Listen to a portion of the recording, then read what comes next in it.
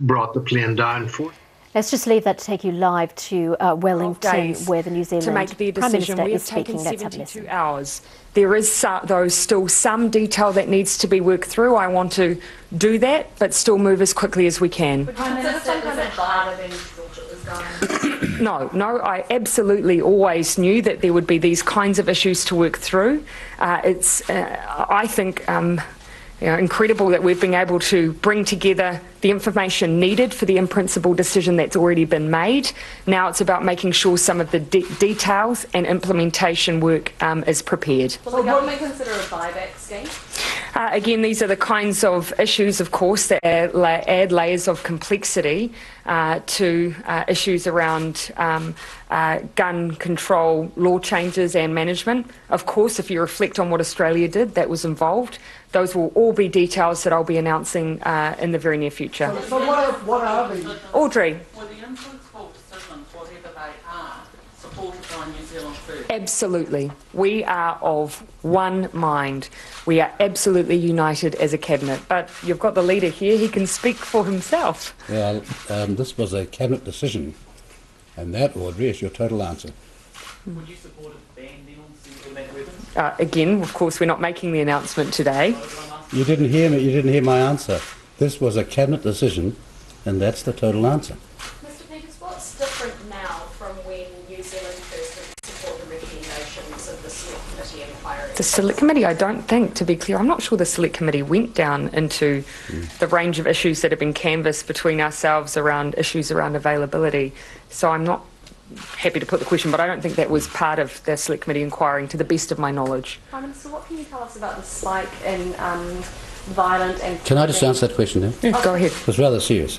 Reality is we were at the time not in government and seriously concerned about the access of the gangs to illegal firepower, illegal guns. The reality is, though, that after 1 p.m.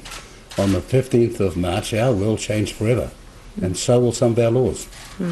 Absolutely. Sorry, Prime Minister, what can you tell us about the spike in threatening or violent messages that are being sent online after the attack?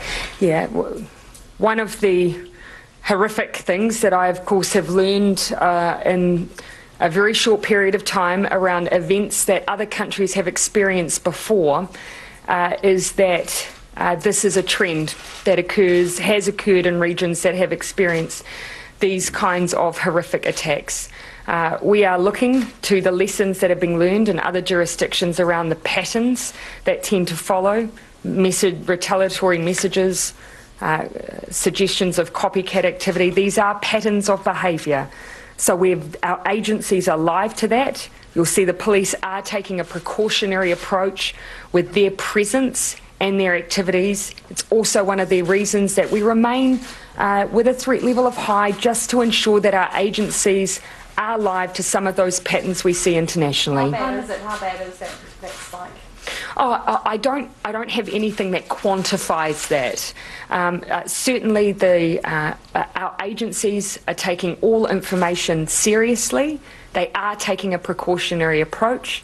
They are focused on ensuring the safety of New Zealanders. That is our number one priority. Sorry. Have you spoken to Facebook again, Prime Minister, about the live streaming? I have still the same information. I don't believe I've received an update to the one that we received, I believe, last night, that indicated at that time they had removed, and it would, I'm sure, no doubt, be a higher number now, 1.5 million versions of the occasions where the video had been loaded. Of course, in the direct aftermath, they removed the offender's Instagram and Facebook account. They're continuing to automatically remove, but also, I believe, manually, in some cases, as I understand, remove any replica of that video in any form, whether it's cut or in fill. The point that I would like to make, though, is, obviously there's been a proliferation of its availability. 1.5 million times. The fact that only 1.2 of those times has been automated tells me there, of course, are powers to take a very direct approach to instances of speech that incites violence or that incites hate. And I would call on our social media platforms of all variety to demonstrate the kind of responsibility that both lead to these events and that includes those who perpetuate the messages in the aftermath. There's a lot of work that needs to be done. May move in that direction. Sorry, have they? Has Facebook indicated to you They've, they may move? they've certainly indicated they've sent their condolences for New Zealand. They've indicated that they are working very proactively on the sharing of videos and content in the aftermath. They've acknowledged some of the systems that they have already around what they've termed hate speech. My view is there's more that can and should be done. Bennett. Reports of panic buying, people panic buying firearms. Do you have any more details on No. I believe the police haven't been able to really verify that. I know that there was, I believe, an anecdotal suggestion of that. Look, all I would say is that I would exercise caution for anyone who is considering investing at this point. Simply wait a few more days, have some certainty. The Australian Foreign Minister, Louise Payne, today. I spoke to her the other day. And did she speak to you about their willingness to have a conversation about the deportation of Brenton Tarrant? No, we didn't talk about that. We talked about their offer to provide us with every support, every asset they possibly could, alongside their feelings of sincere condolences about the tragedy that's happened and the terrorism disaster that happened here. And have you seen her reported comments today, either of you? No. Oh, certainly I can't speak for myself, I had not. The Turkish president. Barry, if you don't mind, I'll just take Claire and then I'll come back to you. Oh, is it? Who would you prefer? She's clairvoyant. The Turkish president has used some of the live stream in his election campaign. Do you think that's acceptable?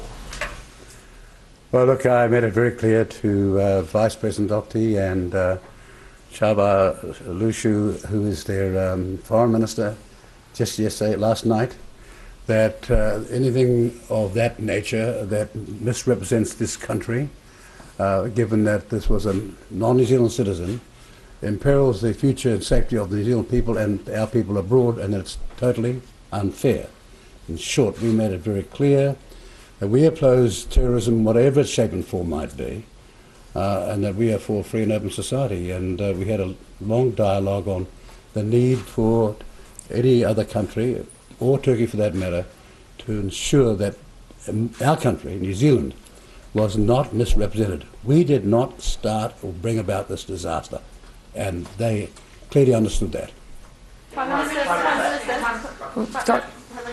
Oh, yes.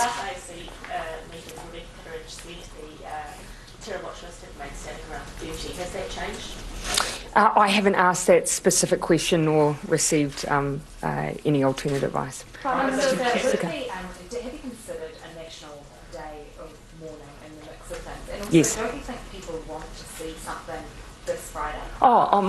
My apologies if I didn't make it clear. Absolutely, there will be a national commemoration and a service held in order for all New Zealanders to gather together and acknowledge the terrorist attacks on Friday.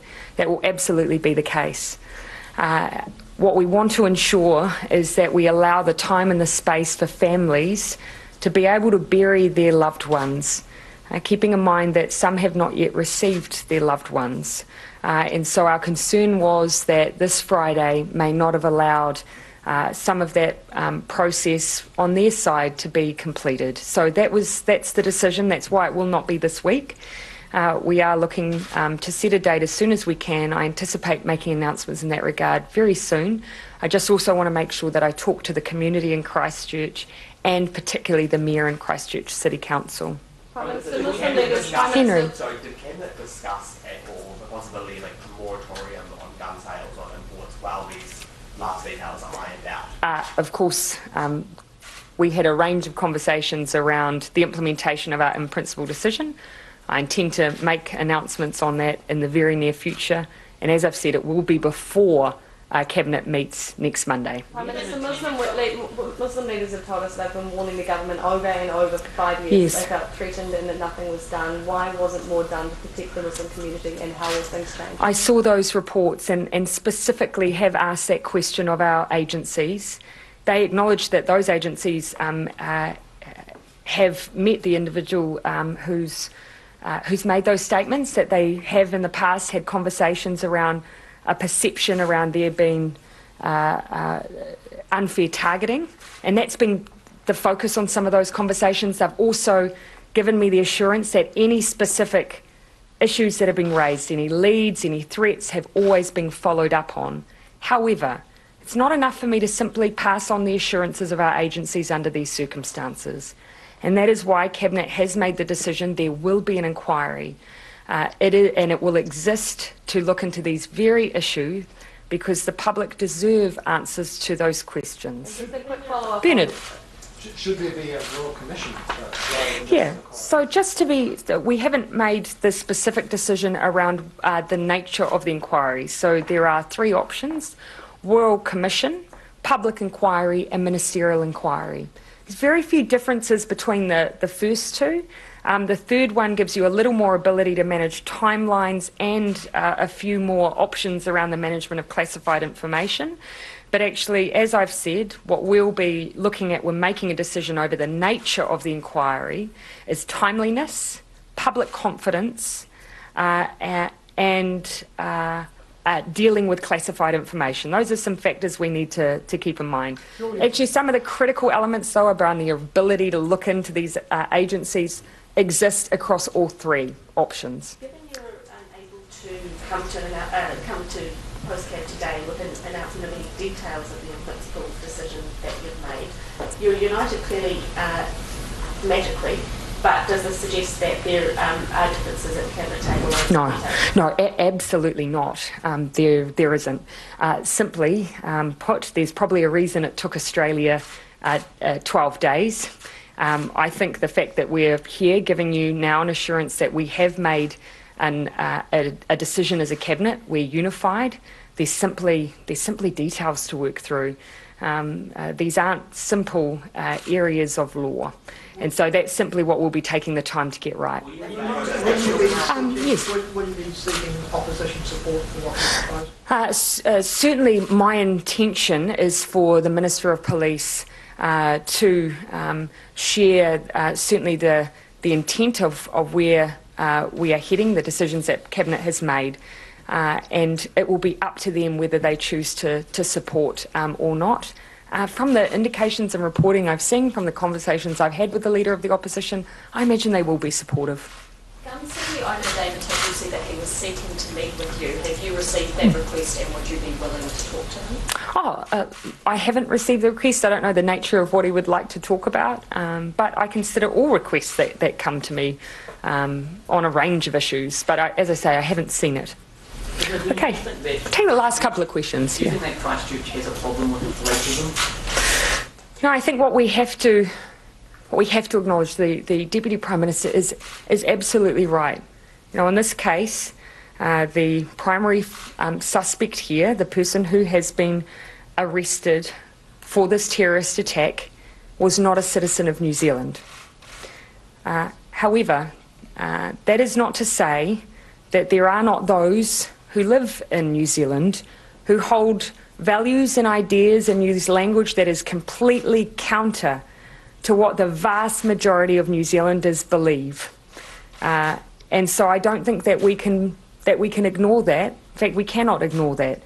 If we're to continue to ensure the safety of our Muslim communities and others, the 200 ethnicities that live in New Zealand, we have to be alive to the fact that there are those who do not share our values of openness, of diversity, of compassion. And that's something we're going to have to confront as a nation. Prime Minister, yes. Some large advertisers, companies, are reconsidering or considering pulling their advertising from Google and Facebook. The government, on industry figures, could be spending upwards of $100 million a year on Google and Facebook. Is the government looking at pulling advertising from them? Oh, you'll forgive me, Bernard, that this is just not an area that we've to date invested some thinking and time into. We have been quite focused still on the operational issues, of course, decision making around policy changes and so on. We have certainly raised our areas of concern around the spreading of messages and videos and so on, and we'll continue to do so, but we just simply haven't looked beyond that at this point. Look, I'll take last question then. You like the fact that he seemingly announced a ban on semi-automatic weapons on Saturday, and that announcement has gone around the world, hundreds of thousands of news articles and tweets, and it caused a lot of confusion. Have you made your views clear with him? Oh, yes, I have spoken to him since then. All right, thanks everyone.